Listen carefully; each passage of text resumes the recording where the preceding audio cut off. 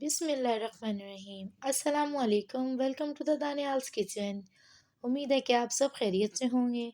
आज मैं आपके लिए लाई हूँ बहुत ही मज़ेदार सा यमी यमी सा टी केक, जो कि आप बहुत ही कम बजट में अपने घर में रेडी कर सकते हैं, अपने हाथों से बना सकते हैं। इतनी महंगी महंगी बेकरी की आइटम्स लाने से बेहतर है कि आप अपने घर में बेकिंग किया करें। वीडियो को मेरी एंड तक वो ज़रूर कीजिएगा ताकि आपसे कोई स्टेप मिस ना हो। और अगर आप मेरे चैनल पर नए हैं तो प्लीज़ मेरे चैनल को सब्सक्राइब करें ताकि मेरी हर आने वाली वीडियो आप तक पहुंचे और जो आप मेरी रेसिपी देख रहे हैं वो अपने घर में आसानी तैयार कर सकें। आइए चलते हैं मेकिंग की तरफ।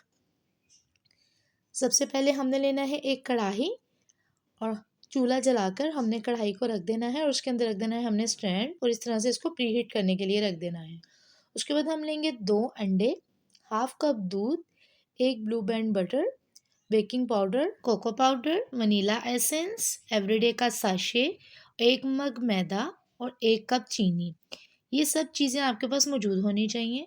सबसे पहले हम एक खुला सा बाउल लेंगे, उसके अंदर हम इस तरह से 2 अंडे ऐड करेंगे और साथ ही हमने जो चीनी ग्राइंड की थी वो ऐड कर देंगे और उसके अंदर साथ ही हम ऑयल ऐड कर देंगे और बीटर की मदद से अच्छे तरीके से इसको मिक्स करेंगे।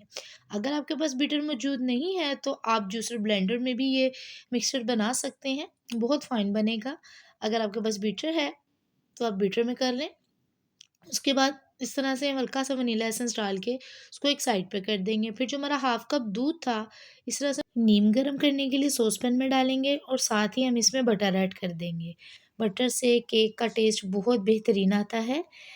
और इस तरह से आपने अच्छे तरीके से जब ये गर्म हो जाए तो उसको एक साइड पे कर देना है और दोबारा से आपने 3-4 मिनट के बाद दोबारा से आपने बीटर की मदद से अच्छे तरीके से मिक्सर को कर लेना है मिक्स, ताकि इसमें कोई लम्स ना बने और अच्छे से जो है हमारा सारा मटेरियल रेडी हो जाए। उसके बाद ये देखिए मैदा हमने 2 दफ़ा में डालना है और मैदे को अच्छे तरीके से आपने छान लेना है और इस तरह से स्पैचुला की मदद से आपने इस तरह से इसको फ़ोल्ड करते जाना है, कवर करते जाना है। और उसके बाद जब सारा आपने मैदा डाल दिया अच्छे तरीके से हो गया, तो उसके बाद आपने ये दूध ऐड करना है। दूध आपका गर्म होना चाहिए, अगर ठंडा होगा तो वो अच्छे से जो है मिक्सचर में मिक्स नहीं होगा। अच्छे से दूध जब मिक्स हो जाए तो उसके बाद आपने ये एवरीडे का साशे पूरा ऐड कर देना है। एवरीडे के साशे से खुशबू बहुत ज़बरदस्त आती है केक में। अच्छे तरीके से फिर आपने इसको मिक्स कर लेना है ताकि जो पाउडर मिल्क है अच्छे से मिक्स हो जाए। उसके बाद हम लेंगे half tea spoon baking soda और हाफ़ ही टी स्पून बेकिंग पाउडर। वो आप ये दोनों चीज़ें आपने बिल्कुल एंड पे डालनी है, जब आपने बेक करने के लिए अपना केक रखना है, ताकि हमारा केक जो है अच्छे से राइस हो।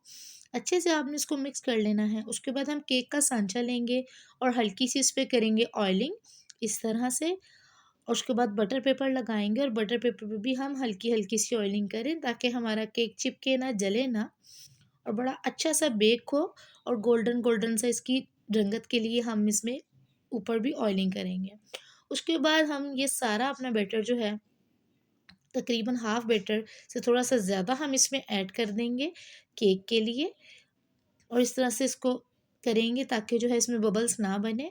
और इतनी देर में हमारी पतीली बिल्कुल प्री हो चुकी थी और अब हमने इसमें रख दिया। उसके बाद जो हमारा मटीरियल बचा उसके अंदर हमने तकरीबन 1 टेबलस्पून डाल दिया कोको पाउडर।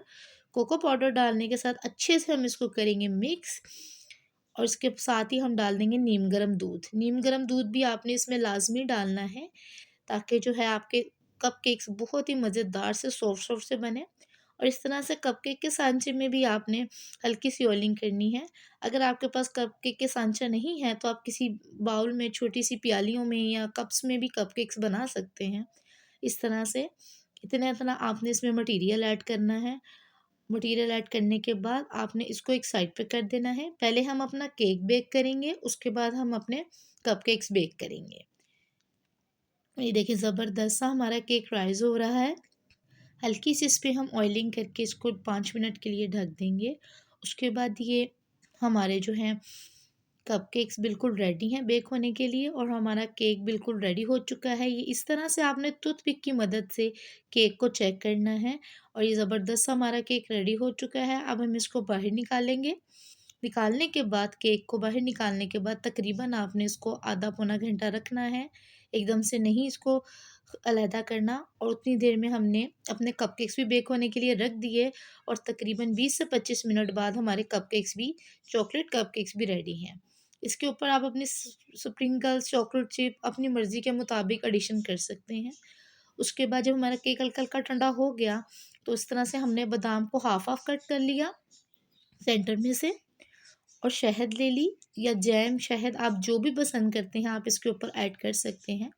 इस तरह से आपने इसको ट्रे में रखना है और इसका बटर पेपर अलहदा कर दें और इस तरह से हल्का-हल्का सा आप इसके ऊपर शहद लगाकर अच्छे से इसके ऊपर जो है वो बिल्कुल लेप कर दें। करने के बाद इस तरह से वन बाय वन करके आपने इसके ऊपर जो है बादाम लगाते जाना है। अच्छा, नट्स जो है वो आप अपनी मर्ज़ी के मुताबिक ड्राई फ्रूट ऐड कर सकते हैं। पिस्ता, बादाम, काजू वो आप अपनी मर्ज़ी के मुताबिक जो है इसमें ऐड कर सकते हैं। और ये ज़बरदस्त सा जो है हमारा केक बिल्कुल रेडी हो चुका है माशाल्लाह से। टेस्ट में भी ये बहुत बेहतरीन था। अपने घर में ये रेसिपी ज़रूर ट्राई कीजिएगा। बहुत ही कम बजट में और बहुत ही कम टाइम में बनने वाली बेकिंग की चीज़ें मैं आपके साथ शेयर करती हूँ ताकि आप अपने घर में खुद ट्राई किया करें, बनाया करें और अपने बच्चों को अपने हाथ से बनी हुई चीज़ें खिलाया करें और अपने मेहमानों के आगे भी सर्विंग के लिए रखा करें। अगर आपको मेरी वीडियो अच्छी लगी, वीडियो को लाइक करें, चैनल को सब्सक्राइब करें और बेल आइकन के बटन को दबाएं ताकि मेरी हर आने वाली वीडियो आप तक पहुंचे और मेरी वीडियो अपने दोस्तों में भी शेयर करें और हमें अपनी फ़ीडबैक ज़रूर दिया करें। हमें आपकी फ़ीडबैक का इंतज़ार होता है और हमें कमेंट में मैसेज भी किया करें ताकि हम अच्छी-अच्छी रेसिपीज़ आपके साथ शेयर करें।